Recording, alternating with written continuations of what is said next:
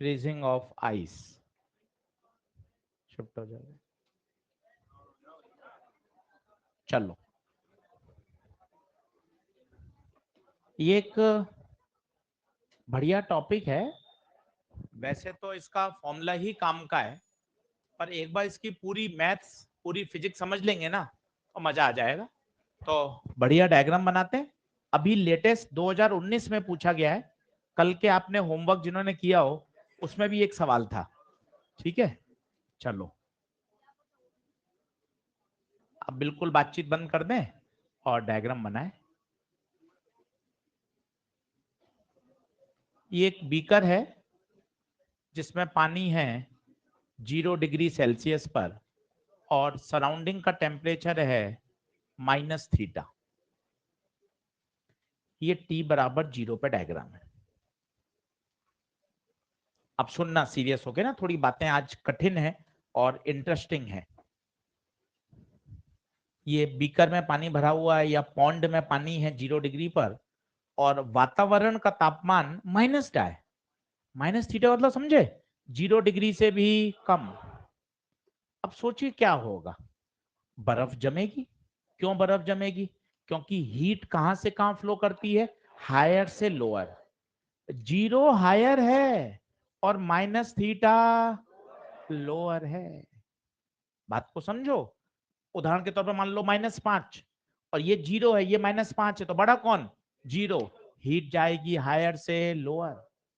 अब बात सुनना, जब हम पानी को गैस पे रख के गर्म करते हैं तो पानी का टेम्परेचर बढ़ता है, पानी गर्म होता है।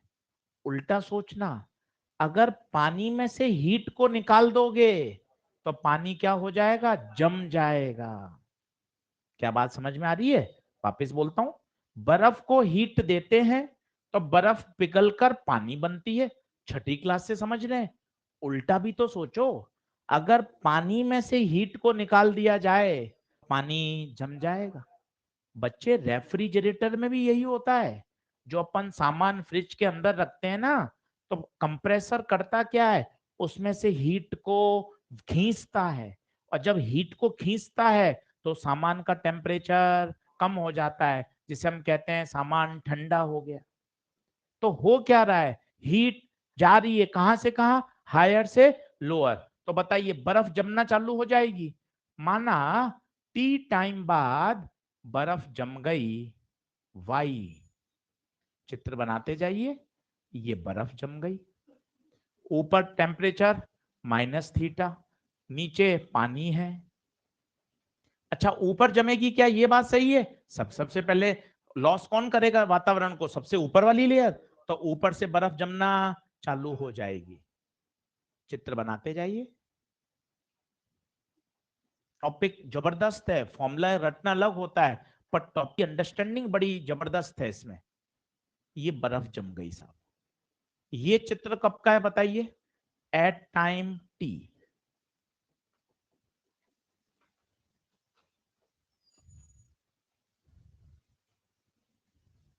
टी टाइम पर ये चित्र है। ये चित्र कब है? 0 पर।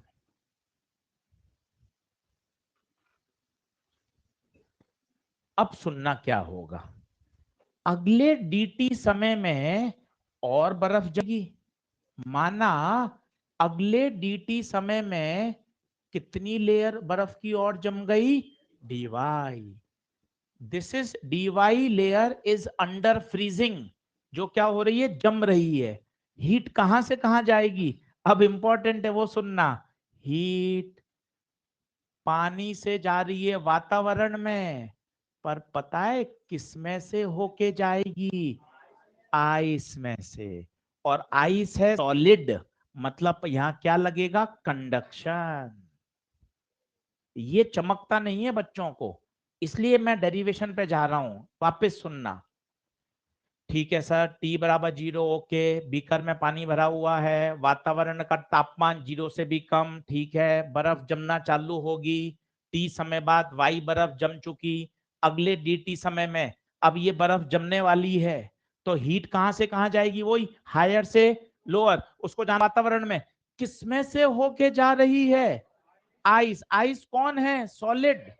सॉलिड में आप पढ़ते हो कंडक्शन, रोज पढ़ रहे हो, dq/dt के ए T1 माइनस T2 बटे, याद करिए।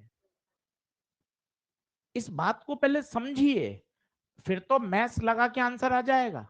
पर आपको ये बात समझ में चाहिए, टी समय बाद वाई बर्फ जम चुकी, ओके। अगले dt समय में और बर्फ जमेगी, कितनी, dy, dq हीट फ्लो करेगी, कहां से कहां, नीचे से ऊपर, कहां से होके गुजरेगी, आइस में से। आइस से कंडक्शन होगा, बिल्कुल सही सुना, क्या शब्द सुना, कंडक्शन होगा। आइस सॉलिड हो चुकी है, यस और नो।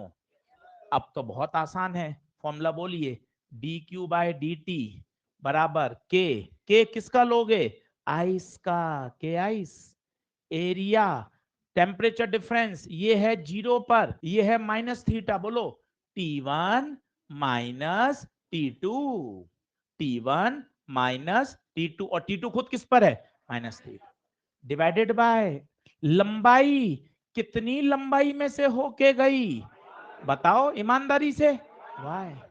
ये एल क्या होता था, उस रॉड की लंबाई जिसमें से हीट फ्लो हुई।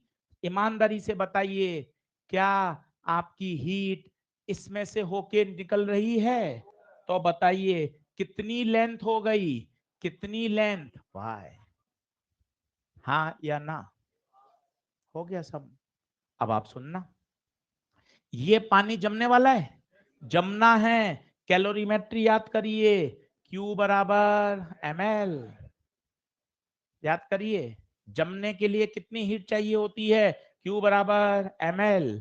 बताइए m क्या है, मास, किसका मास, जो हिस्सा भी जमने को तैयार है, मास को क्या लिखेंगे, एरिया इंटू लेंथ, ये तो हुआ वॉल्यूम, इंटू डेंसिटी, ये हो गया मास। थोड़ा दोहराइए दिमाग, मास, मास को लिखेंगे वॉल्यूम इंटू डेंसिटी, वॉल्यूम क्या होता है, एरिया इंटू लेंथ, मजा आएगा, एरिया ए, लेंथ, कौन सी लेंथ जमने को तैयार है, dy या y, dy, बहुत बढ़िया, dy जमने को तैयार है, डेंसिटी, डेंसिटी इंटू एल, ये क्या आ गया आपका, dq, बोलो, इस dq को उठाकर यहां रख दीजिए, करिए सॉल्व, डेरिवेशन कोई नहीं पूछेगा, बस अपन समझना चाहते हैं, फाइनल आंसर ही काम का है। एक बार और समझाऊंगा, नोट करिए तसल्ली से, 2-3 बार और सुनिए, होमवर्क करिए, आपको कल भी होमवर्क दिया था, होमवर्क करेंगे तभी काम होगा, आज भी होमवर्क मिलेगा, एक दिन भी मत छोड़िए, लगातार 18-19 दिन होमवर्क करना है, तो थर्मल कब्जे में आ जाएगी।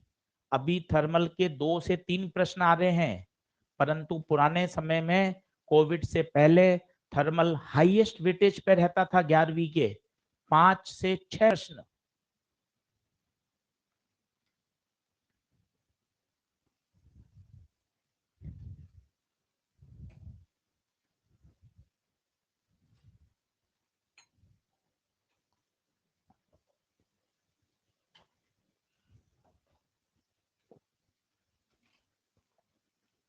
कौन सी बात ऊपर से गई आप मुझे बताओ, पहले लिख लो ताकि लिखने का काम हो जाए, फिर वापस समझाता हूं धीरे धीरे तसल्ली से।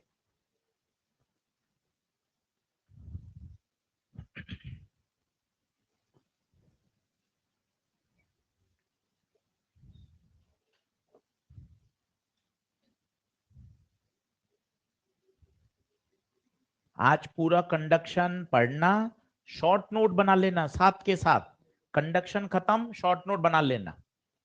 बंटी मोबाइल बंद, बंटी मोबाइल में घुस गया तुरंत कि भाई लिख लिया चलो मोबाइल देख लो, मत किया करो ऐसा। ये डी आ गया, डी क्यू को वहां पुट कर दीजिए।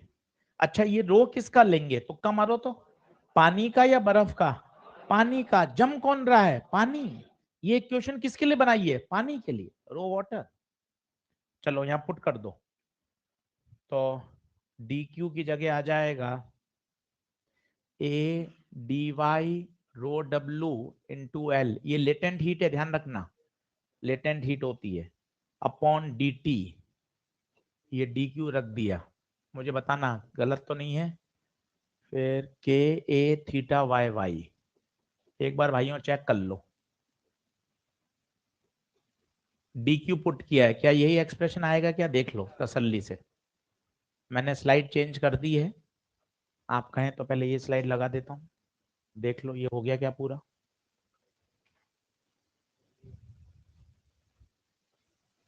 एक बार और समझाता हूं, आराम से सुनो, कोशिश करो बोलने की, घर पे भी पढ़ो ना तो शब्दों में बोला करो, तो आप सब्जेक्ट को एंजॉय करोगे। सर टी बराबर 0 पे डायग्राम, बर्फ में पानी, ओ बीकर में पानी भरा हुआ है 0 डिग्री पर, वातावरण का तापमान 0 से भी कम है। बात नंबर 1, क्या होगा जब वातावरण 0 से भी नीचे चला गया, ठंड हो गई है, तो बर्फ जमेगी, हीट कहां से कहां जाएगी, हायर से लोअर। टी समय बाद माना कितनी बर्फ जम चुकी है, वाई, अगले dt टाइम में कितनी बर्फ जमने वाली है, dy, हीट हायर से लोअर। पर जो मस्त बात है वो सुनिए, ये हीट इसमें से बर्फ में से होके गुजरेगी, और बर्फ क्या है, सॉलिड। अगला वाक्य सुनोगे तो मजा आ जाएगा, इस बर्फ के अंदर भी तापमान अलग अलग है।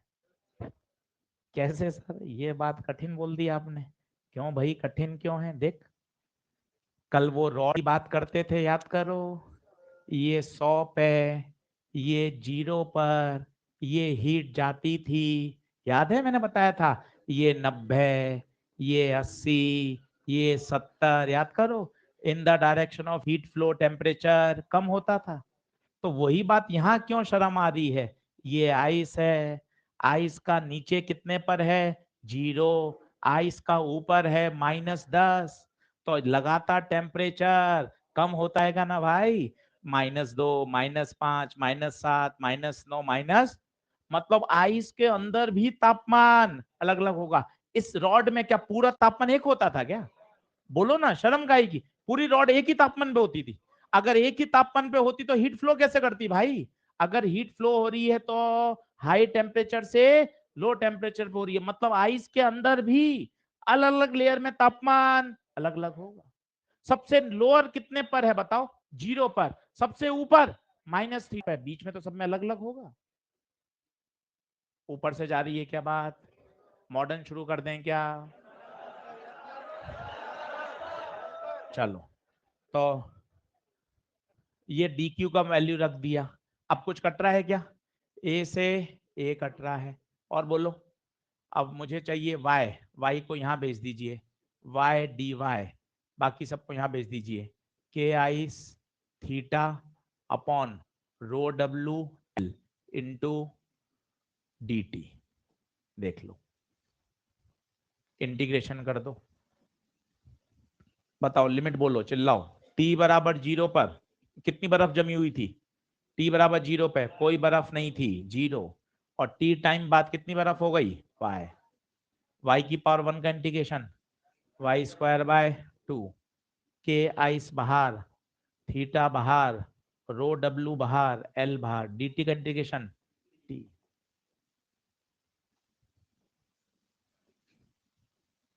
बराबर आ जाइए, आंसर ही काम का, बिल्कुल ईमानदारी। पर क्या है, इतनी बात सुनने पर ना टॉपिक की थोड़ी गंभीरता और आपको पता चलती है, शॉर्ट नोट में तो सीधा फॉर्मूला ही लिखा जाएगा जो मैं भी लिखूंगा, पर इतनी बातें सुनी, आपको थोड़ा सा इंटरेस्ट आया, कच्ची पक्का भी समझ में आया, पर जितना समझ में आया ना वो भी फायदेमंद है, कि अच्छा हीट विड्रॉ करेंगे तो पानी से बर्फ बनता है, वो हीट आइस से कंडक्ट हो रही है, आइस सॉलिड हो गई है, कंडक्शन हो रहा है, ये शब्द पकड़ में आएंगे, मजा आएगा सब्जेक्ट पढ़ने में।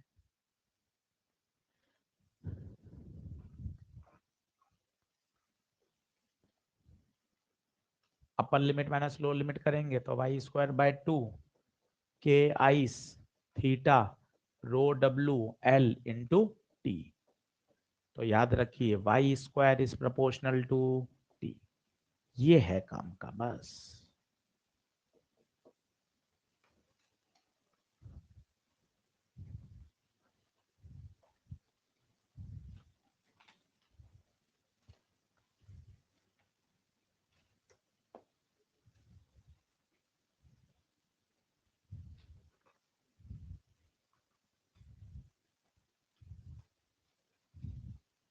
वाई क्या है? वाई वो थिकनेस जो जम चुकी है। टी क्या है? टाइम। टी टाइम में वाई थिकनेस बर्फ की जमी, और उसका रिलेशन होगा Y square is proportional to T.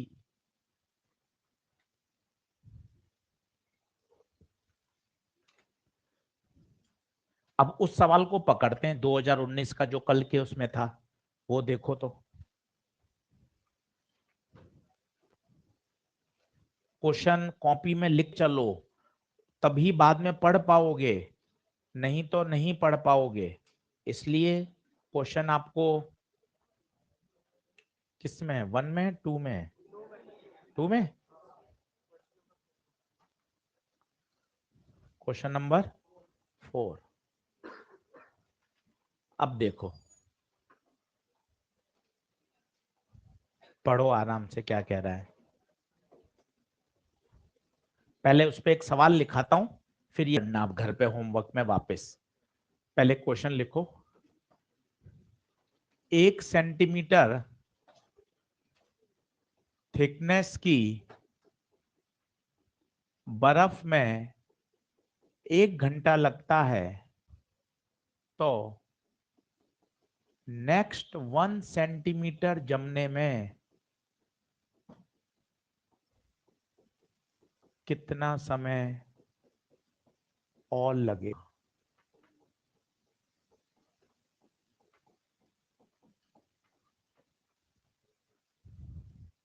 प्रश्न वापस पढ़िए। 1 सेंटीमीटर की बर्फ जमने में कितना समय लगता है? 1 घंटा। तो नेक्स्ट 1 सेंटीमीटर और जमने में कितना समय और लगेगा?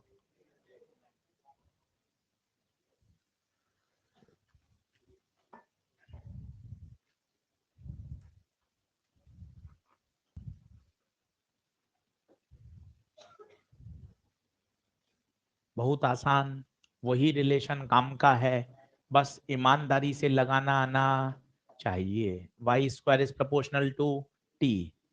y1 square, y2 square, t1/t2। तसल्ली से लगाओ, कोई जल्दबाजी नहीं। y1 पहले कितनी बर्फ जमी हुई है? 1। ओके। इसका समय t1 1 घंटा।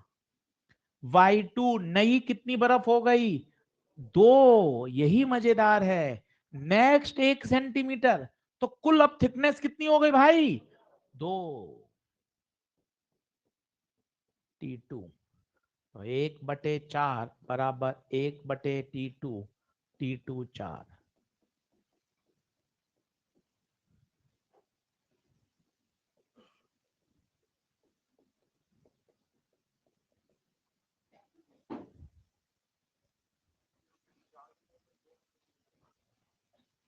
क्या कह रहा है?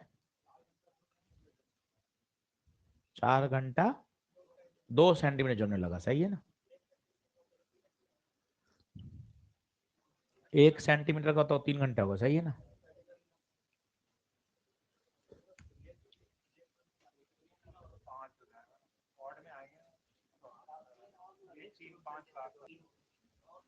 मतलब समझा नहीं तो क्या करना चाहता है? पहला 1 सेंटीमीटर 1 घंटे में जमा था, बहुत बढ़िया। 2 सेंटीमीटर 4 घंटे से, बहुत बढ़िया। अगले 1 सेंटीमीटर का है तो 3 लगेगा ना, तो लिखा तो ये आंसर नहीं है। नशा कर गया है? लिखा तो ये आंसर नहीं।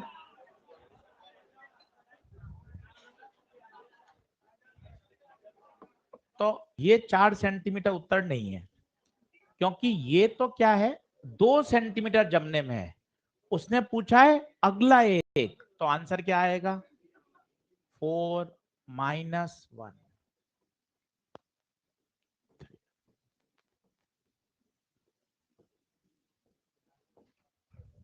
बोलिए, क्लियर हुआ?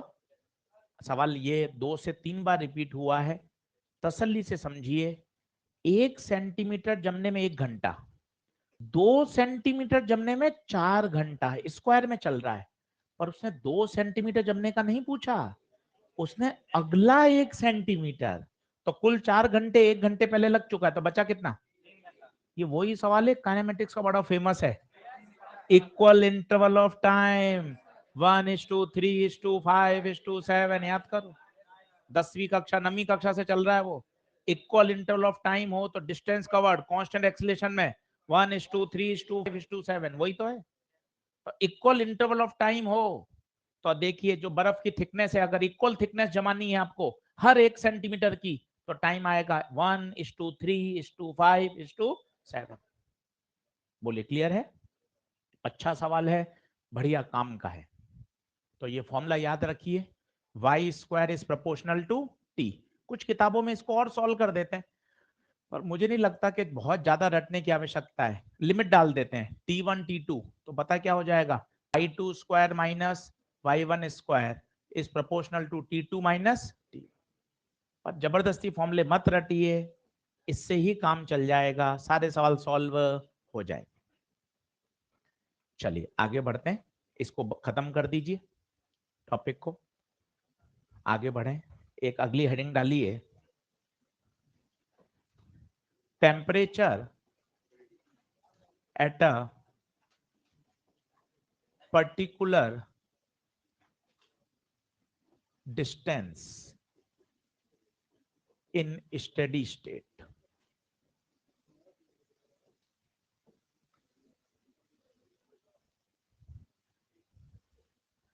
Temperature at a particular distance in steady state. अब खुश मन से समझिएगा, अब कुछ ग्राफ के सवाल आने वाले हैं बढ़िया। पेन पेंसिल छोड़िए, आराम से मैं आपको समझाता हूं। एक कर्व है जिसका ये वाला किनारा T1 पर है, ये किनारा T2 पर है। T1 T2 से बड़ा है, बहुत आराम से हीट कहां से कहां जाएगी, T1 से T2। रॉड की लंबाई L है, मुझे x दूरी पर टेम्परेचर पूछा है।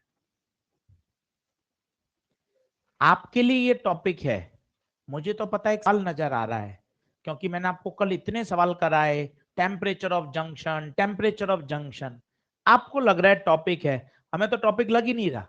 पता है हमें क्या लग रहा है, यह वाली हीट बराबर ये वाली हीट।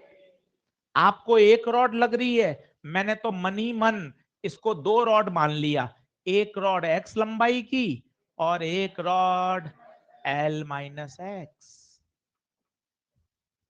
ये इतना बढ़िया तरीका भाई, 90% सवाल तो इसी से सॉल्व हो जाते हैं।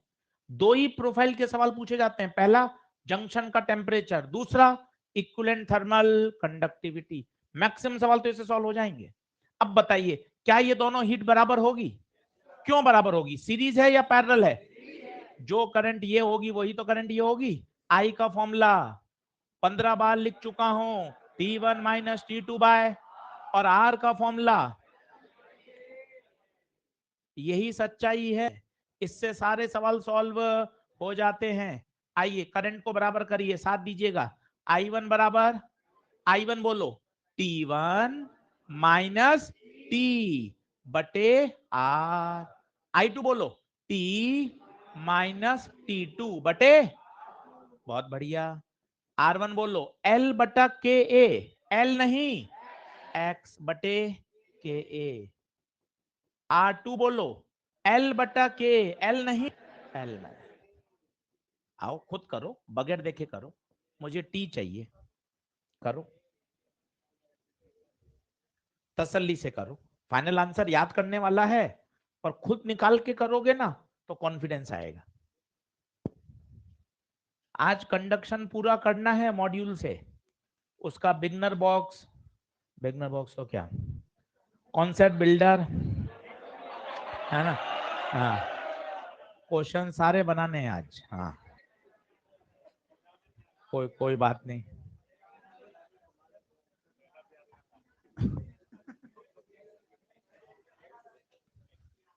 कोई कोई बात नहीं।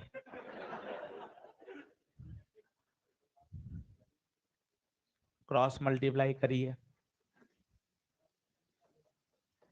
L minus X into T1 minus T और एक्स टी माइनस T2।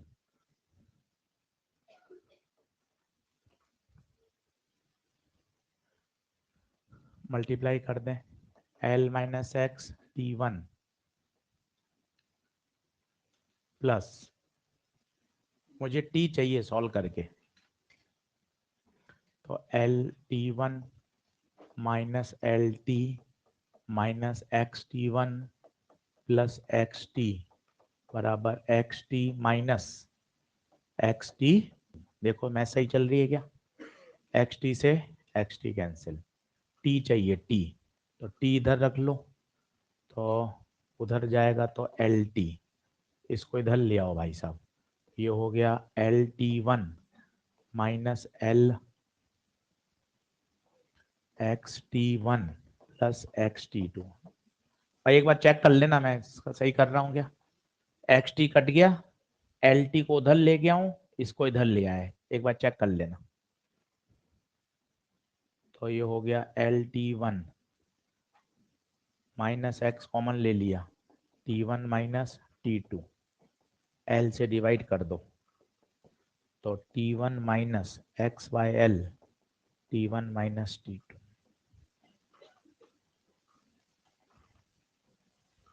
बहुत काम का है ये।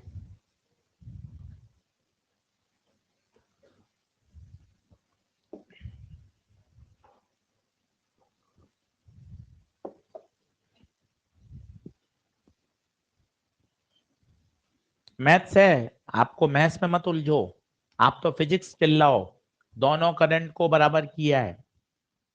मैथ्स कठिन है क्योंकि कोई न्यूमेरिकल नहीं है, अगर यहीं 15-20 डिग्री 2 मीटर 5 मीटर होता फटाफट सॉल्व हो जाता। दिख इसलिए रहा है लंबा क्योंकि यहाँ कोई न्यूमेरिकल वैल्यू नहीं है।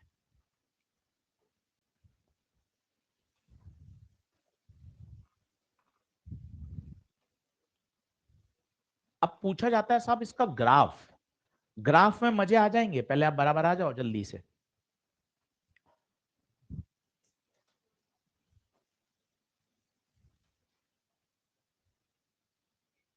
स्कोरिंग है थर्मल, मजे से सवाल सॉल्व होते हैं, आसान है, मजे की बात है। पिछले 3 साल के क्वेश्चन दिखाऊंगा आपको 2-3 दिन बाद, भले ही मैंने अभी केटीजी नहीं पढ़ाया, थर्मो नहीं पढ़ाया, क्वेश्चन दिखाऊंगा 3 साल के, उससे आपको आइडिया लगेगा यार एक एक लाइन में सॉल्व होते हैं, यूं ही भागने से कोई मतलब ही नहीं है। 3-4 दिन बाद दिखाऊंगा, थोड़ा अभी चैप्टर स्पीड अप कर लूं, फिर पिछले 4 साल के क्वेश्चन दिखाऊंगा, केटीजी के, थर्मो के, थर्मल एक्सपेंशन के, कैलोरीमेट्री के, सॉल्व करके दिखाऊंगा एक एक लाइन में। आपको लगेगा यार चैप्टर तो बहुत आसान है, आराम से स्कोर किया जा सकता है, इसलिए छोड़ने का कोई मतलब ही नहीं है। ये टी आ गया, अब इसको मैं ऐसा लिख रहा हूं, वो टर्म आगे लिख रहा हूं ये वाली, तो बताओ क्या हो जाएगी? माइनस का x by L T1 minus T2 plus T1। अब मैं ग्राफ बनाना चाहता हूं टेम्परेचर का एक्स के साथ, अब ध्यान से देखना मजा आ जाएगा, टेम्परेचर का एक्स के साथ, y बराबर mx प्लस सी। बच्चों बोर्ड पर आओ, y की जगह टेम्परेचर, यस सर, x की जगह x, यस सर, इंटरसेप्ट बताइए, पॉजिटिव, पॉजिटिव मतलब ग्राफ कहां से स्टार्ट होगा? ऊपर से। स्लोप बताओ, slope, slope negative, slope negative, slope negative, ऐसे आएगा, intercept positive, slope negative.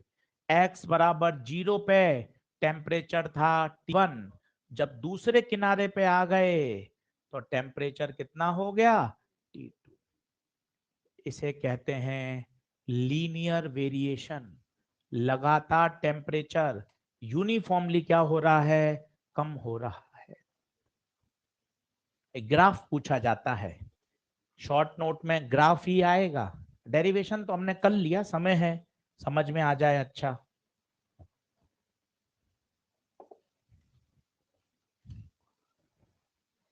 2 minute रुक रहा हूं, पूछो क्या नहीं आया। ग्राफ बना रहे हैं, y पे टेम्परेचर बिल्कुल, x पर x बिल्कुल सही, इंटरसेप्ट पॉजिटिव, ग्राफ ऊपर से स्टार्ट होगा, स्लोप नेगेटिव, देख लीजिए obtuse angle, slope negative. x बराबर 0, जब एक किनारे पे थे टेम्परेचर T1, दूसरे किनारे पर आ गए टेम्परेचर बिकम्स T2।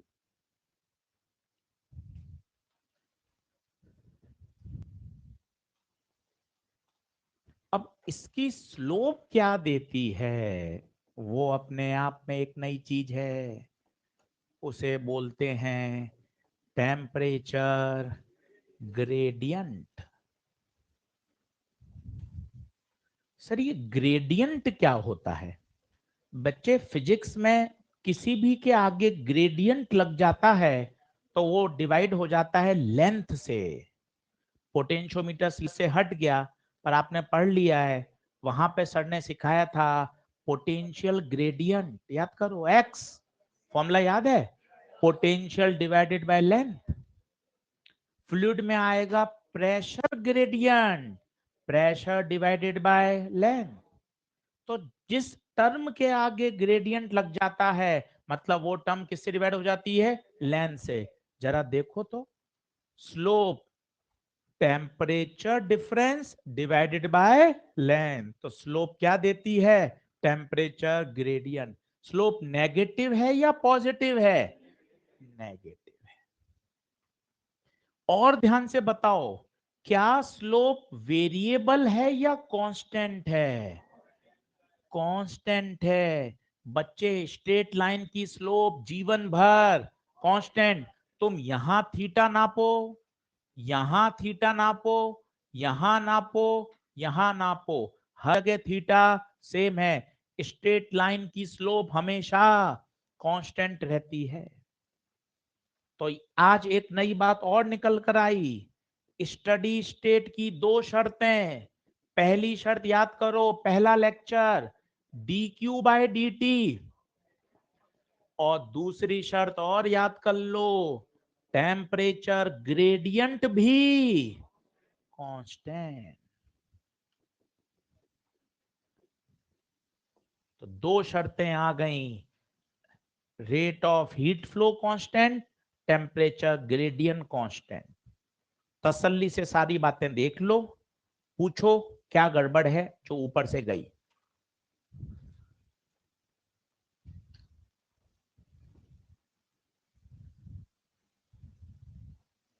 शब्दों में बोलो, जब हम एक किनारे से दूसरे किनारे पे जा रहे हैं तो टेम्परेचर लगातार यूनिफॉर्म रेट से कम हो रहा है, यूनिफॉर्मली कम हो रहा है, और टेम्परेचर ग्रेडियंट क्या है, कांस्टेंट।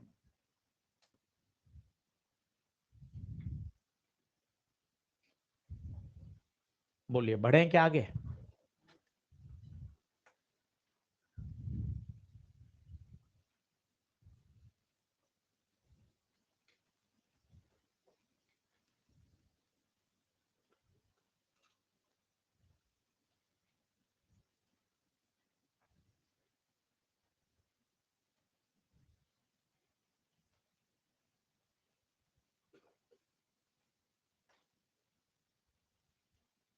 करूं, नेक्स्ट करूं, जल्दी आओ, चलो। अब formula D Q by D T, बोलो, K A T one minus T two बटे, सभी को याद है। इसी फॉर्मूले को डिफरेंशियल फॉर्म में कैसे लिखते हैं वो देखना, स्मॉल के लिए इसको लिखते हैं minus K A D T by D X, वही फॉर्मूला स्मॉल एलिमेंट के लिए। सर कैसे आ गया, थोड़ा उठ पटांग है, कोई उठ पटांग नहीं है, आराम से देख, के ए ए, टेम्परेचर का डिफरेंस, टेम्परेचर का डिफरेंस, लंबाई, लंबाई स्मॉल लंबाई। सर माइनस क्यों गया, माइनस क्यों आया, कोई भी डी टी होता है वो होता है T two minus T one, जबकि यहाँ है कौन, T one minus T two. Minus sign ये बता रहा है हीट की डायरेक्शन में जाने पर टेम्परेचर हमेशा कम होता है। सोच के देखिए, हर चीज का लॉजिक देखिए, ये रॉड, ये 100 डिग्री, ये 0 डिग्री, हीट की दिशा में चलने पर टेम्परेचर हमेशा कम होता है। इसलिए वहां पर क्या साइन आ रहा है, minus. Minus sign represent in the direction of heat flow, in the direction of heat flow, temperature always decreases, temperature always decreases.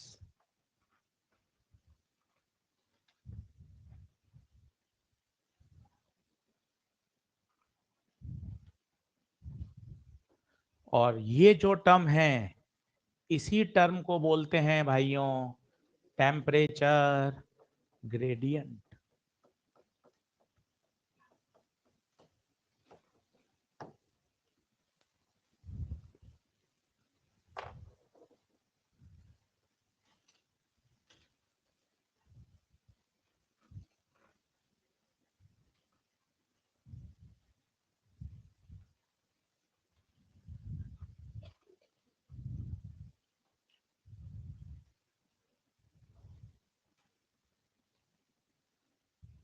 देख लो तसल्ली से। माइनस साइन का कारण बताओ। हीट की दिशा में चलने पर टेम्परेचर कम हो रहा है, इसलिए माइनस।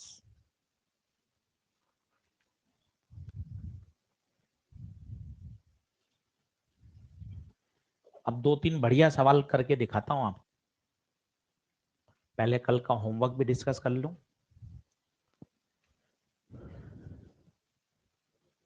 रुकूं?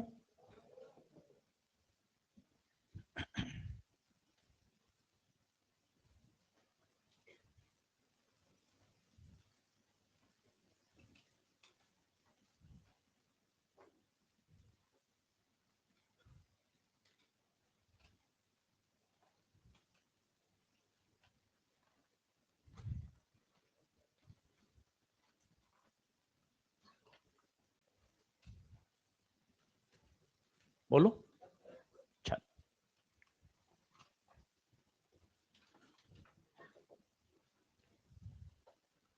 आप देखते चलो। जो कॉपी करके आया, अटेम्प्ट करके आया, बढ़िया है। जो नहीं करके आया, करिए। क्वेश्चन ही सिखाएंगे। बहुत बढ़िया सवाल है ये। क्या किया इस सवाल में, रॉड को पिघलाया और पिघलाकर एक नई रॉड बनाई हाफ रेडियस की। ये सवाल है करंट इलेक्ट्रिसिटी में रेजिस्टेंस को स्ट्रेचिंग वाले, याद करो। इसकी एक ही बात होती है, वॉल्यूम हमेशा क्या रहता है, कांस्टेंट। ये सवाल का पंच है कि रॉड को पिघलाया और पिघल के नई रॉड बना दी। तो जो रॉड का मास है वो तो वही रहेगा ना भाई। 2 किलो की रॉड थी, ये है मान लो 100 ग्राम का पेन। अब इसको मैं पिघलाकर एक लंबा पेन बना सकता हूं, पर है तो 100 ग्राम का ही रहेगा ना। मास वही रहेगा, डेंसिटी वही रहेगी, तो वॉल्यूम भी तो। यही सवाल का पंच है। पहले का वॉल्यूम बराबर बाद का वॉल्यूम। वॉल्यूम होता है area into length, pi R square into L. Pi radius कर दी आधी, आर बाय 2। लंबाई नहीं पता, L dash. Pi R square से pi R square, L dash कितना, मतलब लंबाई कितने गुना, 4 गुना। और रेडियस कितनी कर दी, आधी। अब आएंगे मजे। दो चीज चेंज हो गई। अब याद करो formula, D Q by D T K area T1 - T2/L। Area की जगह लिखो पाई आर स्क्वायर बटे एल। अब सुनना, रेडियस का क्या किया, आधा। रेडियस आधा, तो आधा का स्क्वायर। बाकी सब कचरा है। लंबाई क्या हुई, 4 गुना। लंबाई 4 गुना, तो एल नहीं 4L। 1/2 का स्क्वायर 1/4। 4 और 4 60। तो हीट पहले की तुलना में 1/60। बेहतरीन सवाल है। परीक्षा में ऐसा कैसा पूछा जा सकता है, 1 मिनट के अंदर हल होता है। बस आपको ये याद रखना है, मेल्ट करने के दौरान वॉल्यूम क्या रहता है, कांस्टेंट। रेडियस आधी हो गई तो लंबाई कितने गुना हो जाएगी, 4 गुना।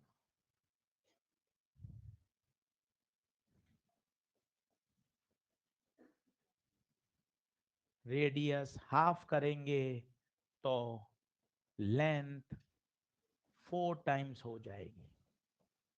बस यही सोचना इस सवाल को इंपॉर्टेंट बनाता है।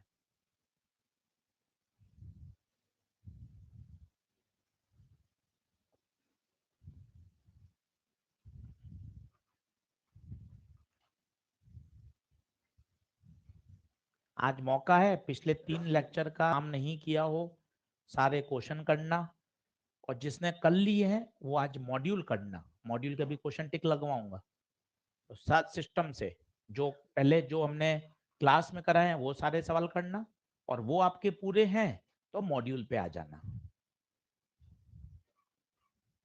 बोलो अगला कराऊं। तो भैया रेडियस के बदलने पर लंबाई भी बदलेगी, यही सवाल की खास बात है।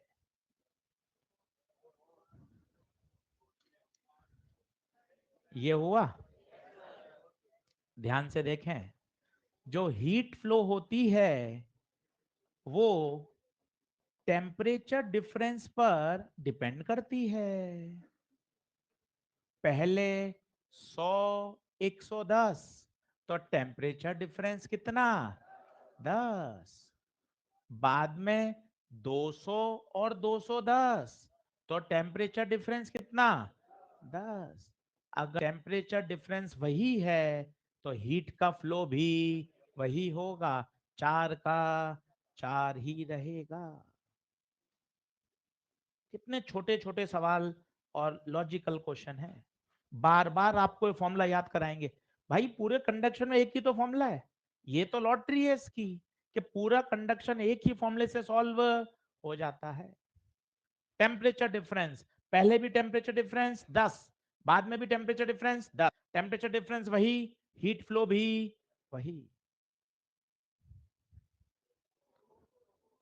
यूनिट ऑफ थर्मल कंडक्टिविटी तो सीधी तो किसी को रट्टी होती नहीं है, फॉर्मूले से चलना पड़ेगा। फॉर्मूले से चलो, D Q by D T K A T1 minus T2 बटे L, D Q joule, time second, area metre square, तापमान केल्विन, लंबाई metre, joule per second watt, K metre kelvin.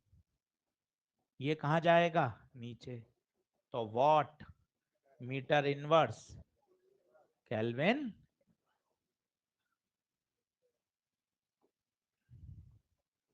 याद नहीं की जा सकती, ना प्रयास करिए याद करने का, ऑन द स्पॉट परीक्षा में ही निकाली जाएगी। Unit of thermal conductivity.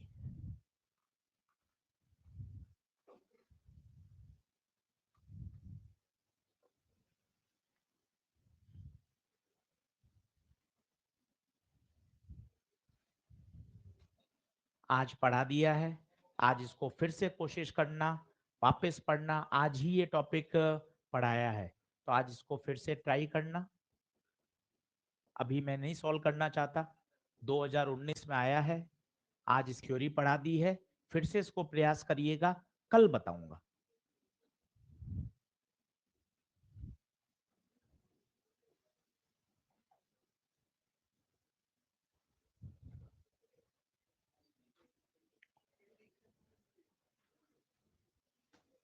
A slab consists of two parallel layers of copper and brass of same thickness having thermal conductivity in the ratio of 1:4। Thermal conductivity तो के कॉपर बटे के brass कितना है, 1:4। बहुत बढ़िया। If the free face of brass is at 100 and that of copper is 0, the temperature of the interface। बहुत आसान।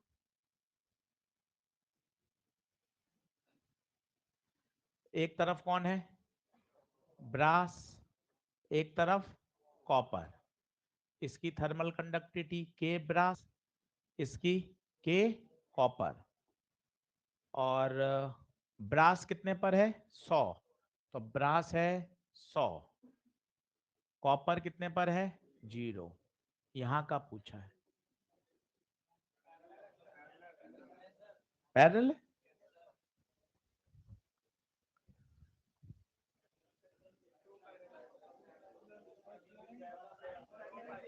पैरेलल में तो कभी इंटरफेस बनेगा ही नहीं ना भाई, पैरेलल शब्द हो ही नहीं सकता। पैरेलल में इंटरफेस कैसे बनेगा सोच, ये दो रॉड है, अगर इसको आप पैरेलल में लगा दोगे तो इंटरफेस तो बच्चे कभी बनेगा ही नहीं ना। इंटरफेस कब बनेगा सोच, जब दोनों सीरीज में होंगे, इंटरफेस बन ही नहीं सकता ना, ये शब्द आई कहीं नहीं। कोशिश करो, सोच कर दिमाग लगाओ, अगर दो पैरेलल में लगा दोगे तो जंक्शन कहां बना, ये किनारा हाई पर है, ये किनारा लो पर है, जंक्शन बनेगा कब, जब दोनों किस में होंगे सीरीज। सोचिए,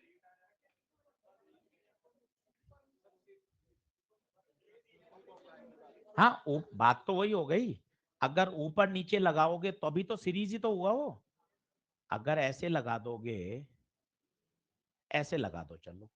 अब आप क्या बोल रहे हो, ब्रास का कितने पर है ऊपर वाला 100, और नीचे वाला क्या हो गया कॉपर 0, तो ये पैरेलल कहां हुआ, सीरीज हुआ ना भाई, 100 से चला और कहां गया 0।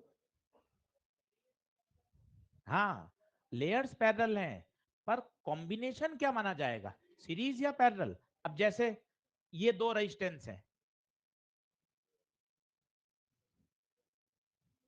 ये 100 वोल्ट पर है, ये 20 वोल्ट पर है, अभी सीरीज है या पैरेलल है, सीरीज है, सीरीज है। ऊपर से करंट जाएगी नीचे जाएगी, ऊपर ब्रास से स्टार्ट होगी कॉपर जाएगी, तो सीरीज माना जाएगा। क्या बात समझ रहे हैं, ऐसा चाहें ऐसा बना लीजिए, बात वही है। ये ब्रास और ये कॉपर, ब्रास वाली फेस 100 पर, कॉपर वाली फेस 0 पर, इंटरफेस टी, तो ये सीरीज है, पैरेलल नहीं है। नहीं आ रही बात समझ, बताइए क्या करें, क्या दोनों की हीट बराबर कर दें, दोनों की हीट बराबर कर दें, बोलो चिल्लाओ। 100 minus T upon resistance, resistance बोलो एल बटे के इंटू ए, बराबर इसकी बोलो टी माइनस 0 एल बटे के ए, के ब्रास कहां जाएगा ऊपर, 100 माइनस टी, के कॉपर कहां जाएगा ऊपर, ब्रास का कितने रखा है 4 टाइम्स ऑफ कॉपर, यही है 100 माइनस टी, के कॉपर से के कॉपर, कितना आंसर बताइए, आ रहा है आंसर 80 डिग्री सही है।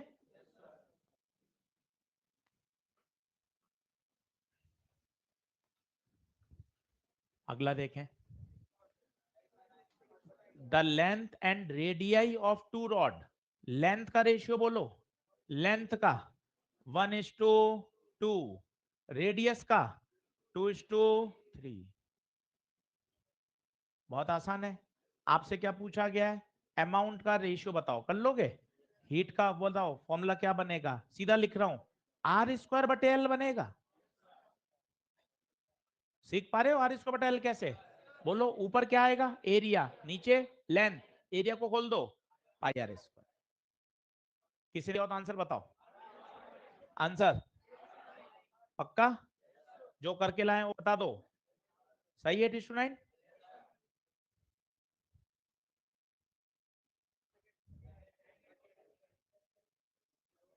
अच्छा सवाल है, to metal rod 1 and 2 of same length having same temperature difference, मजे आ गए, ध्यान से चित्र बनाओ।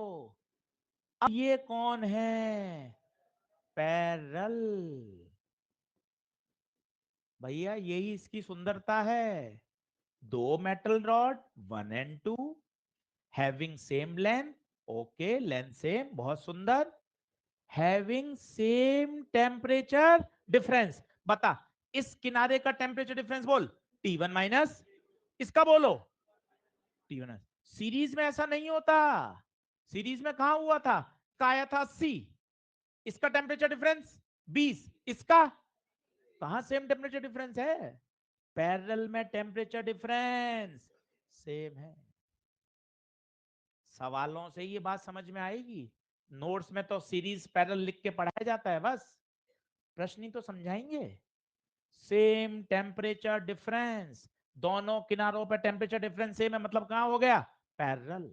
आगे पढ़ें, इसका K1 K2 area A1 A2। What is the required condition for same rate of heat conduction? मतलब ऊपर की करंट और नीचे की करंट क्या करनी है? बराबर कर देते हैं, कर देते हैं। I1 बराबर I2, आई का फॉर्मूला बोल, T1 माइनस T2 बटे R, T1 माइनस T2 बटे R। R का फॉर्मूला बोल, L बटे KA। R का फॉर्मूला बोलो, L बटे KA। ये कटा, ये कटा, K1 A1 बराबर, लो साहब। कोई सवाल अटकने वाला तो है ही नहीं, कहीं नहीं अटकोगे, प्रैक्टिस करोगे, कॉन्फिडेंस अपने आप बढ़ेगा। रोज बनाने हैं सवाल, 18 दिन रोज सवाल बना के लाने हैं। 18 दिन में ऐसा तैयार हो जाएगा कि सर सब क्वेश्चन तैयार।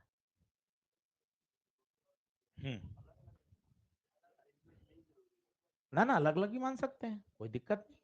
इस रॉड को अलग मान लो, इस रॉड को अलग मान लो, हाँ हाँ, क्या दिक्कत है, कोई टेंशन नहीं। कौन सा ऑप्शन? सेकंड।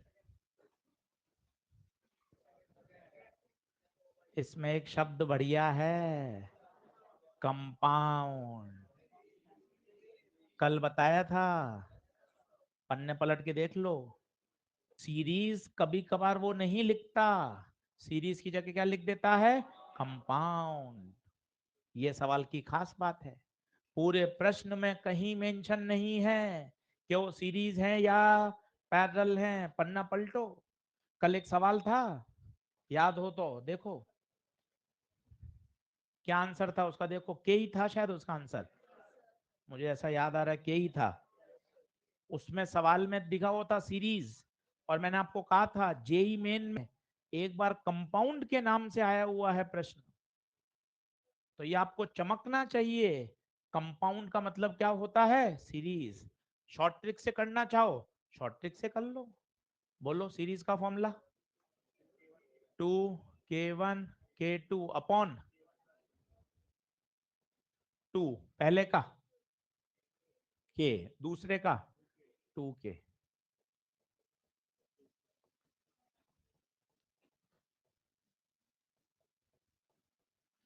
4K बाय, कौन सा ऑप्शन?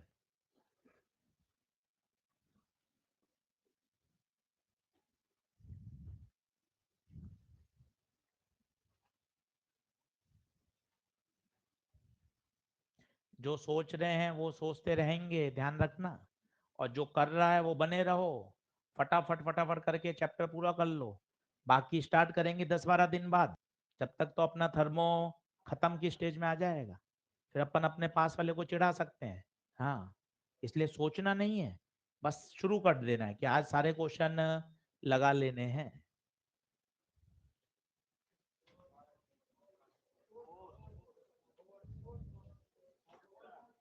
अगर याद हो तो मैंने आपको पहले दिन ये सेंटेंस लिखवाया था और कहा था ये सेंटेंस बड़ा जबरदस्त है, याद कर लो, पहला लेक्चर स्टडी स्टेट में वहां एक वाक्य लिखवाया था, बहुत जबरदस्त बढ़िया है। स्टडी स्टेट में सभी पॉइंट का टेम्परेचर सेम नहीं होता, अलग अलग होता है। भाई सेम हो जाएगा ना, आर्ग्यूमेंट करना, जैसे ये रॉड है, ये 100 है, ये 0 है, अगर तुम बोल दो कि सबका सेम हो गया तो हीट कैसे फ्लो करेगी यार?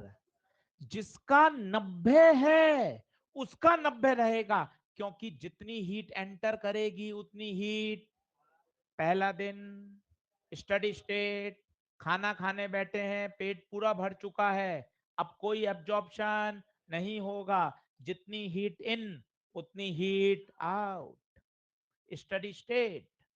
तो बहुत बढ़िया सवाल है। Temperature does not change with time but it is different at different point of the, इसलिए सवाल मैंने लिया है कि ये थ्योरेटिकल सवाल बहुत प्यारा है। टेम्परेचर कांस्टेंट रहता है, टाइम के साथ वेरी नहीं करता, पर हर बिंदु का टेम्परेचर अलग अलग अलग अलग होता है। सही बात।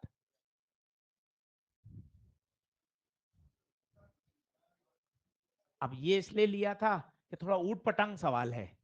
अब ये एक टर्म आ गई, टेम्परेचर, अब नहीं डरना, dt बाय dx, ये पूछा है, फॉर्मूला तुम्हारे पास है, dq बाय dt बराबर माइनस के ए dt बाय dx। अच्छे से देखो क्या दिया हुआ है, थर्मल कंडक्टिविटी कौन है, के की वैल्यू डाल दो। In order to conduct, heat दे रखी है पर सेकेंड 10, एरिया कहाँ है,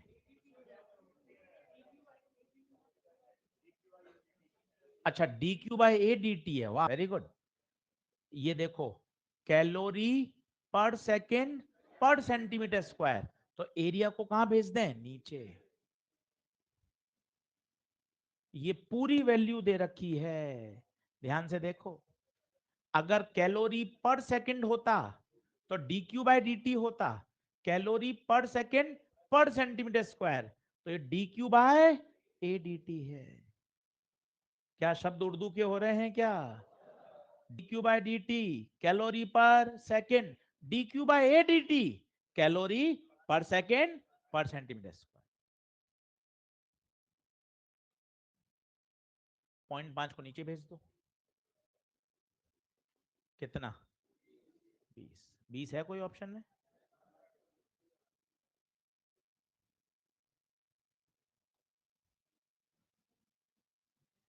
ये इसलिए सवाल दिया था कि हर सवाल में कुछ कुछ बढ़िया बात है, इसमें ये सोचना था इसलिए सवाल था। पिछला वाला सवाल थ्योरेटिकल था, उससे पहले वाला कंपाउंड शब्द था, इसलिए जो क्लास इलस्ट्रेशन होते हैं ना, ये सबसे इंपॉर्टेंट होते हैं। क्लास में हम वही सवाल लेते हैं जिनको करने से मैक्सिमम क्वेश्चन सॉल्व हो जाते हैं। हर सवाल में कुछ खास है, कंपाउंड आ गया, कहीं सीरीज पैरेलल आ गया, कहीं टेम्परेचर ग्रेडियंट आ गया, वो बात काम की। बोलो आगे बढ़े क्या, और थे क्या क्वेश्चन, हो गया पूरा, चलो एक और है, दो और है,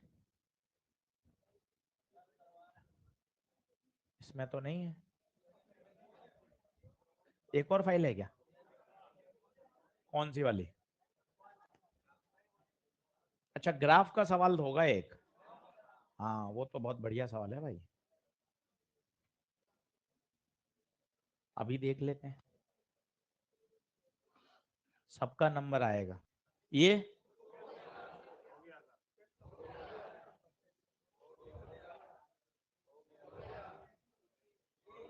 होमवर्क में दिया था, अभी आंसर बता देना। ये वाला, ये मैंने पूरा पढ़ा दिया था, याद करो, इसका आंसर वो आ रहा था अपना k1 + 3k2 कल पूरा पढ़ाया था, याद है, कोई सवाल है,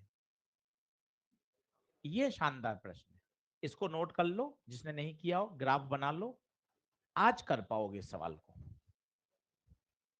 ये पूरे लेक्चर का सबसे बढ़िया सवाल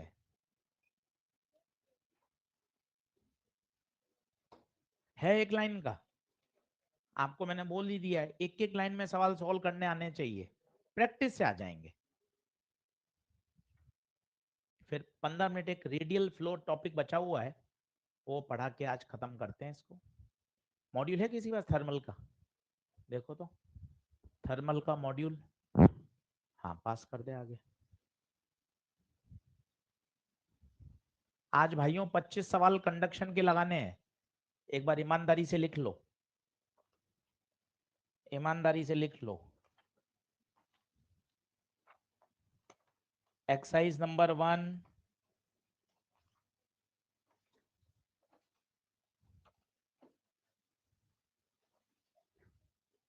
पेज नंबर बता देता हूं क्योंकि इसमें एक्सरसाइज 1 बहुत सारी अलग अलग टॉपिक की है ना।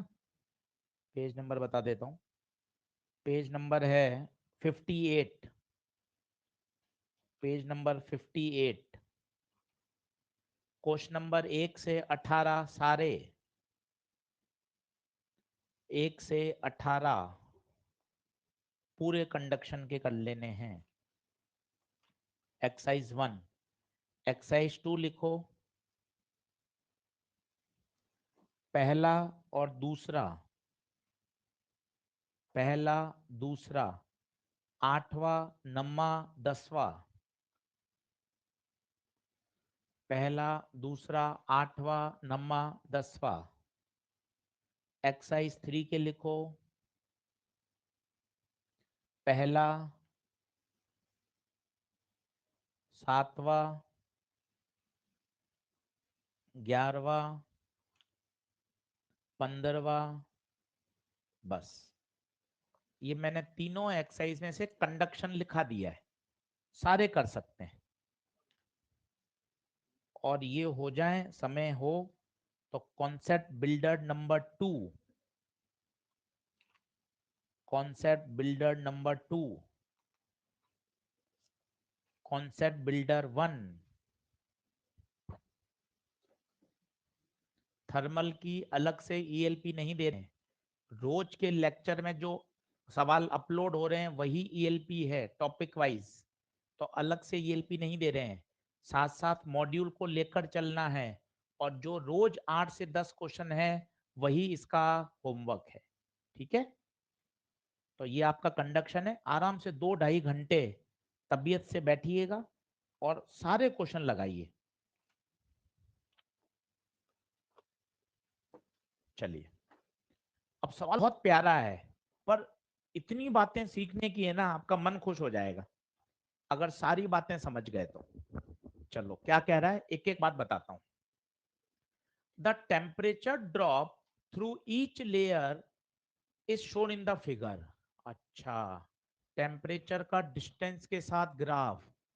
हाँ यार, स्ट्रेट लाइन ही तो आना चाहिए था। अभी प्रूफ करके आए हो, पन्ना पलटो। Straight line having negative slope. Sir बात सही है। सर ये क्या है, K1 K2? अच्छा, पहले पहली रोड है फिर दूसरी रोड है, किसमें लग रही है, सीरीज या पैरेलल? सीरीज, एक के बाद एक। ऐसा चित्र बना लो, ये K1 और ये K2। ठीक है सर, बहुत बढ़िया। आगे बढ़ते हैं। assume that external temperature T1 and T3 are maintained। यहां एक्सटर्नल T1 है और यहां T3 है। बहुत बढ़िया। T1 T3 से बड़ा है, चलो चलन दो। हीट कहां से कहां जा रही है, T1 से T3। थिकनेस दोनों की सेम है, मतलब जितनी इसकी लंबाई है उसकी लंबाई भी सेम है। अब बताइए K1 K2 में से कौन बड़ा है?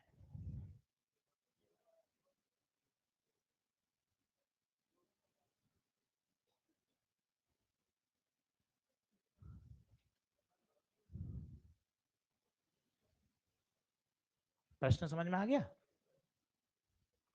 अब 2 सेंटेंस सुन लेना, तबीयत खुश हो जाएगी। सुनो, फॉर्मूला चिल्लाओ। dQ/dt -KA dt, सुनते जाना। सीरीज है, क्या करंट सेम होगी? दोनों रॉड की थिकनेस और एरिया सेम है। ये कौन है, स्लोप। ये स्लोप ही तो होता है, के को नीचे भेज दो। Slope is inversely proportional to, जिसका स्लोप ज्यादा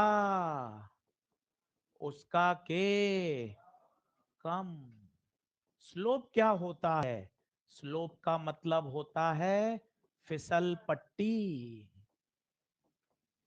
देखना, पहली लाइन, दूसरी, तीसरी, बताओ बेहतरीन रोमांचक फिसल पट्टी कौन सी है? पहली, दूसरी या तीसरी? तीसरी में फिसलने में आनंद आ जाएगा, बोला जाएगा तो तीसरी की स्लोप ज्यादा है। टेन थीटा, एक्यूट, ऑब्ट्यूज, बड़े कुछ नहीं होगा, इतने साल से कर रहे हो कहाँ रहा, सीधा स्लोप बोले तो फिसल पट्टी। जो बेहतरीन फिसल पट्टी होगी उसकी स्लोप ज्यादा। जल्दी से बताइए इन दोनों में से किसकी स्लोप ज्यादा है, पहले की या दूसरे की? तसल्ली से देख लो, बढ़िया फिसल पट्टी कौन? दूसरा, मतलब इसकी स्लोप ज्यादा, और slope is inversely proportional to K. जिसका स्लोप ज्यादा उसका के टू कम, तो आंसर आएगा के one is greater than K to. बेहतरीन सवाल है, 5 मिनट और भी इस पे खर्च कर लेंगे तो कोई नुकसान नहीं है। आराम से अपने क्यों पूछें और पूरा सॉल्यूशन लिखें और बताइए क्या नहीं चमका, क्यों D Q by D T क्यों काटा? ये सीरीज, सीरीज में दोनों में करंट सेम, ए क्यों काटा? दोनों रॉड्स का area same. D T by D x slope. Ashish sir minus क्यों भूल गए? अरे यार माइनस तो ऑब्वियस है, क्योंकि उसका स्लोप नेगेटिव ही तो है, तभी तो माइनस आ रहा है।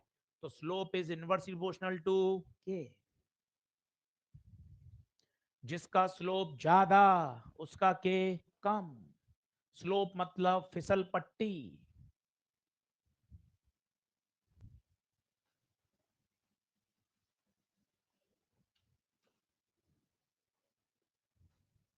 बोलो,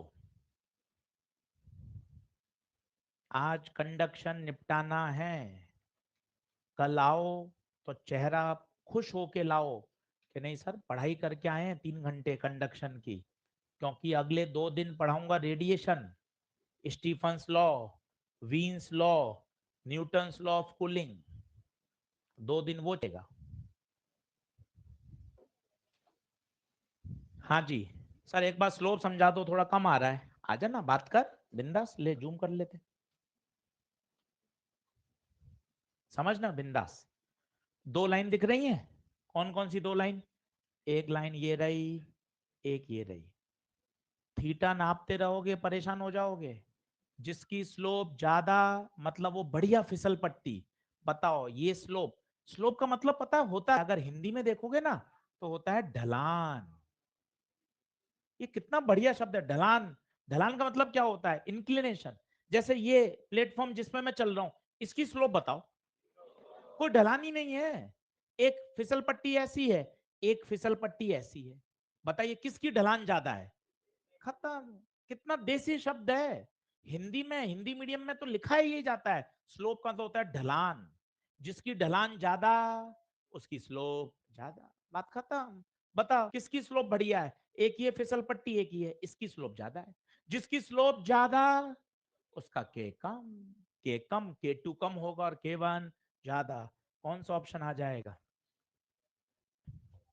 फर्स्ट।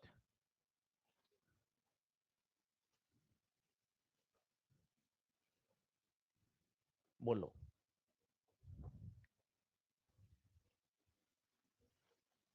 बढ़े आगे, चलो अब एक टॉपिक है, चौथा ऑप्शन, के वन बराबर के two.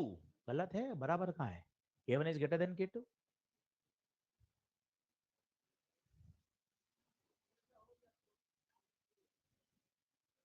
But heat flow through metal one is less than. गलत है, हीट फ्लो तो दोनों में सेम है। पांचवा, चलिए लास्ट टॉपिक की तरफ बढ़े हैं, रेडियल फ्लो। नीट में तो कभी नहीं आया, एम्स में आया हुआ है, इसलिए एक बार पढ़ के देख लेते हैं।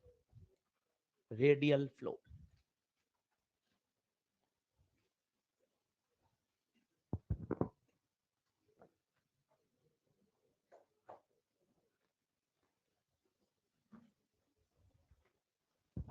अब 2-3 बातें बताना और आराम से सीखना।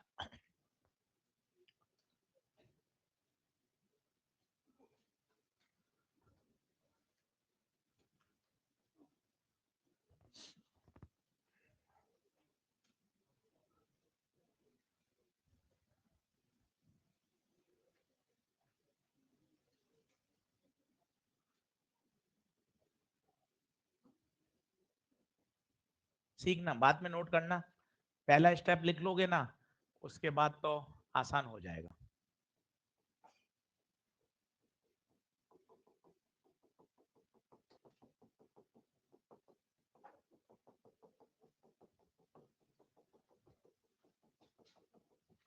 देखो ये है साहब सिलेंड्रिकल रॉड। मैं आपको पूछूं इसका रेजिस्टेंस बताओ, तो R बराबर होता है L बटे के। L L जो लंबाई हीट ने ट्रेवल करी, जितनी लंबाई हीट ने ट्रेवल करी वो है एरिया, क्रॉस सेक्शनल एरिया कितना है, पाई आर स्क्वायर। ये यहां भी उतना ही है, यहां भी उतना ही है, यहां भी उतना ही है, कहीं इंटीग्रेशन की जरूरत नहीं पड़ी। इसको गौर करिए, मन खुश होगा। सबसे पहले एक खोखले गोले को इमेजिन करिए, ठीक खोखला गोला। सर कोई उदाहरण बताओ। प्लास्टिक की बॉल, प्लास्टिक की बॉल अगर सस्ती है 5 रुपए 10 रुपए वाली, आप देखें हाथ से दबाने पर उसकी प्लास्टिक दब जाती है, हॉलो है पर उसकी प्लास्टिक की लेयर बहुत पतली है। अब कुछ बढ़िया अच्छे अमाउंट में अच्छी ब्रांड की प्लास्टिक की बॉल खरीदिए, उसकी ऊपर प्लास्टिक की जो लेयर है वो कैसी होती है, मोटी। मतलब अंदर की रेडियस और बाहर की रेडियस, और ये जो मैंने डॉट डॉट किया ये कौन है बताइए, ये वो मटेरियल है प्लास्टिक का। पहले इमेजिनेशन पर आइए।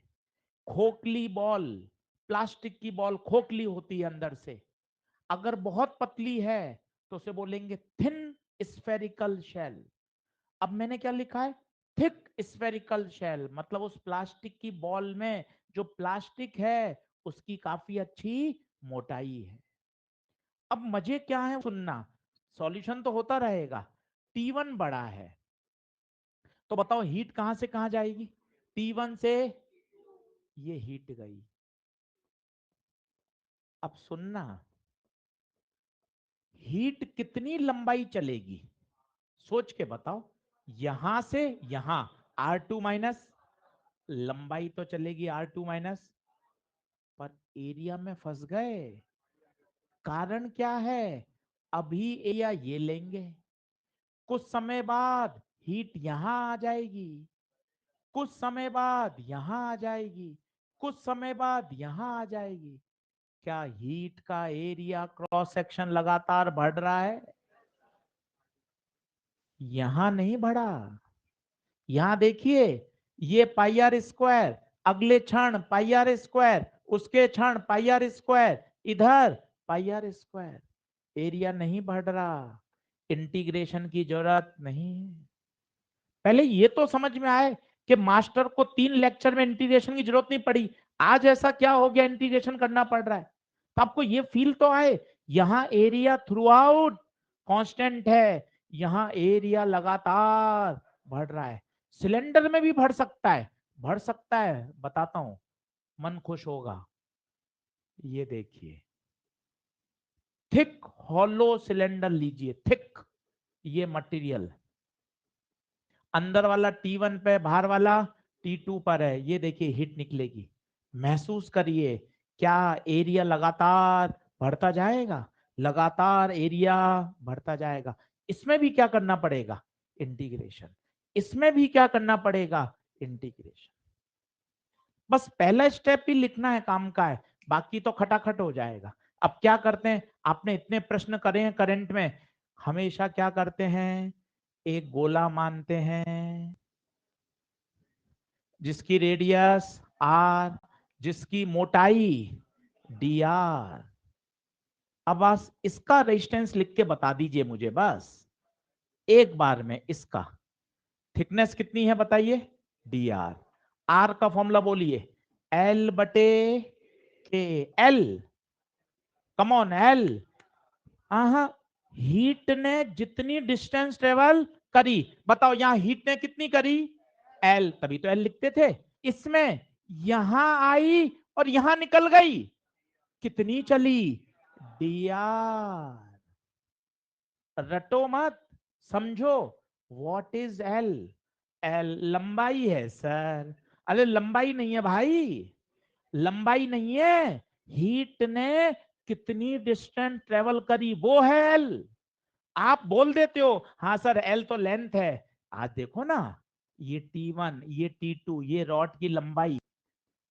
बताओ, हीट ने जो डिस्टेंस ट्रेवल करी है वही तो एल है। बताइए, इस एलिमेंट के लिए सब भूल जाइए, सब भूल जाइए, केवल एलिमेंट पे फोकस करिए। यहां से हीट एंटर हुई, यहां से बाहर निकली, कितना चला, dr। के एरिया, इस पीले वाले का एरिया, स्फीयर है स्फीयर, 4 पाई। खत्म। अब बताइए कहां से कहां इंटीग्रेशन, ये गोला R1 से शुरू होकर,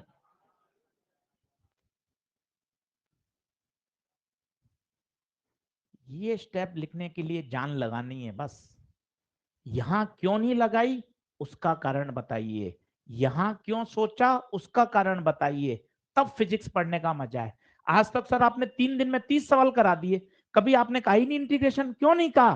क्योंकि थ्रू आउट जो क्रॉस सेक्शन एरिया था वो सेम था। ये देखना रॉड, इधर एरिया इधर एरिया इधर एरिया इधर एरिया, ये रॉड है, हर जगह एरिया यूनिफॉर्म था, यूनिफॉर्म था।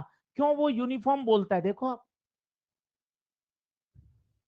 देखो इसने बोला है थिकनेस क्या है, सेम है, थिकनेस सेम है। अगर थिकनेस वेरिएबल हो गई तो मामला गड़बड़ हो जाएगा, इंटीग्रेशन करना पड़ेगा।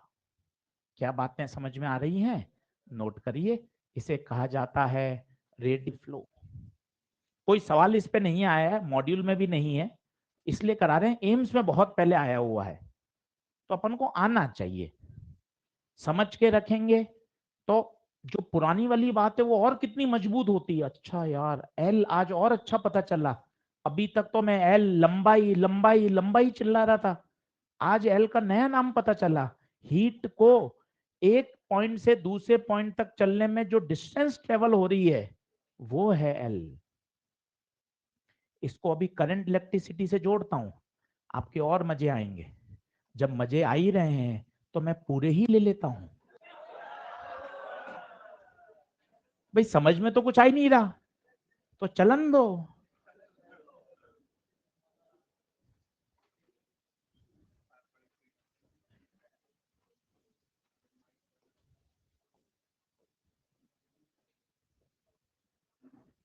सुनना,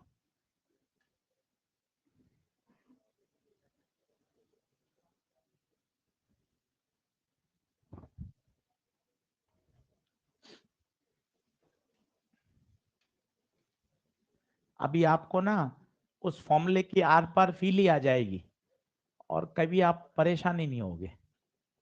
ये AIPMT का सवाल है।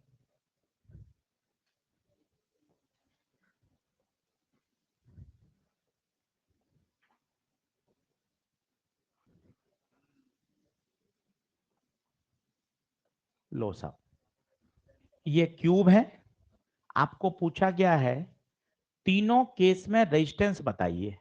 फॉर्मूला है R बराबर रो L बाई ए।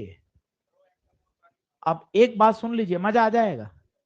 L लंबाई नहीं है, L है करंट ने जितनी दूरी तय करी, और A है क्रॉस सेक्शन। A क्या है? अब देखो A और B, इसका मतलब है करंट A से B जा रही है, A से B। बता कितनी लंबाई, रो एक्स बटे क्रॉस सेक्शन, ये वाला क्रॉस सेक्शन, ये वाला क्रॉस सेक्शन। बताओ लंबाई इंटू चौड़ाई, y इंटू, खत्म। इसमें मजा आ जाएगा, सुनना। फिर लिख रो एल बटे ए, करंट ए से बी जा रही है, ए से बी, बता कितनी चली, कितनी, y बटा क्रॉस सेक्शन एरिया, लंबाई इंटू चौड़ाई, x इंटू जेड। इसमें ये दीवार कौन सी दीवार समझ गए, आगे वाली और पीछे वाली, करंट ऐसे जा रही है। तो बताओ कितनी गई अंदर, कितनी अंदर गई, बटा क्रॉस सेक्शन ये वाला x इंटू, क्योंकि बिल्कुल एनालॉजी है। आज इस बात को आपको और मजबूती समझ में आएगा कि एल है क्या। एल लंबाई थोड़ी ना है, तुम लंबाई बोल के सवाल कर ही नहीं सकते। कौन सी लंबाई लोगे एक्स वाई जेड में, तो लंबाई नहीं है, एल है करंट को एक टर्मिनल से दूसरे टर्मिनल तक जाने में कितनी लेंथ को ट्रेवल करना पड़ा। अब देखो, अब और मजा आएगा। इस एलिमेंट पे बताओ, यहां से हीट एंटर हुई और यहां निकली तो कितनी लंबाई चली, ये देख लिया। क्या बात समझ आई?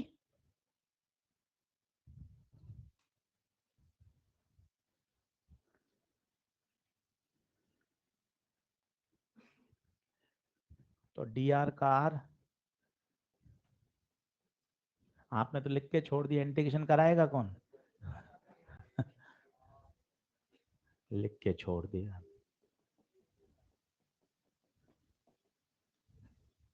यहाँ तो हाथ खराब पड़ी है।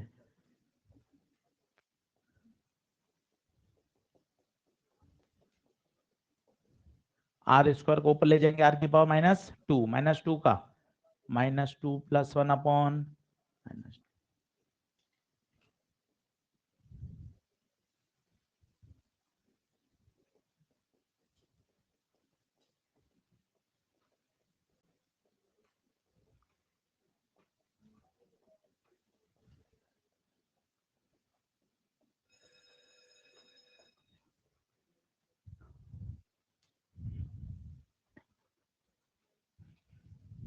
आया नहीं है प्रश्न, नहीं अपने मॉड्यूल में।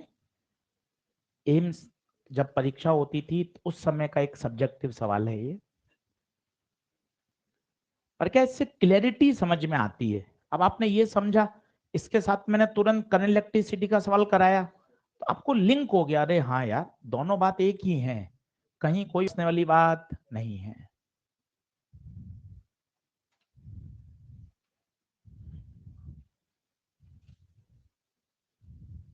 आज घर जाके कंडक्शन पूरा पढ़ो। क्लास नोट्स में 3 लेक्चर हो गए, आज तीसरा लेक्चर है। तीनों लेक्चर अच्छे से पढ़ो। 30 से 35 सवाल क्लास में करा दिए हैं, उनको अच्छे से करो। और फिर मॉड्यूल एक्सरसाइज 1 2 3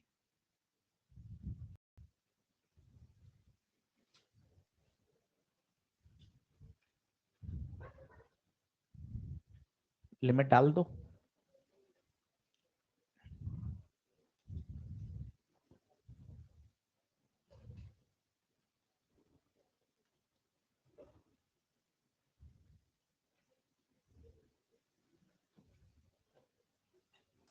डाली, लिमिट डाली।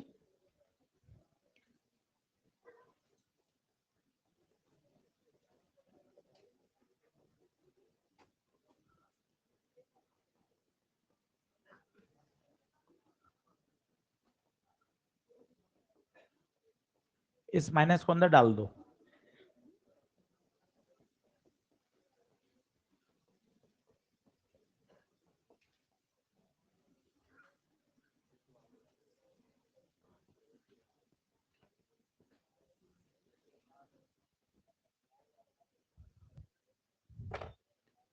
पन्ने पलट लो, पहला लेक्चर खोल लो।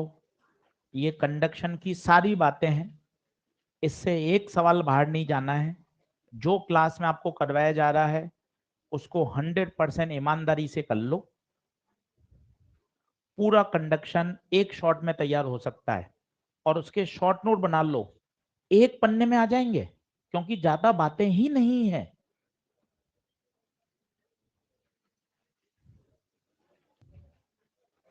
अब कोई रह गया क्या? कोई बच्चा कह रहा था कोई सवाल रह गया? सारे हो गए क्या? सब हो गए सारे? नए पेज से हेडिंग डाल लो। आज दिन अच्छा है, हेडिंग डाल लो।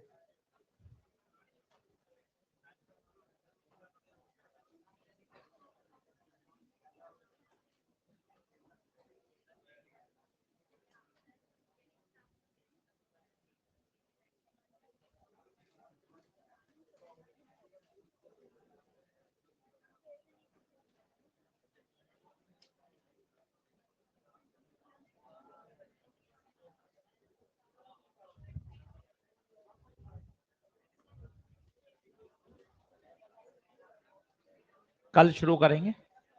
चलो धन्यवाद।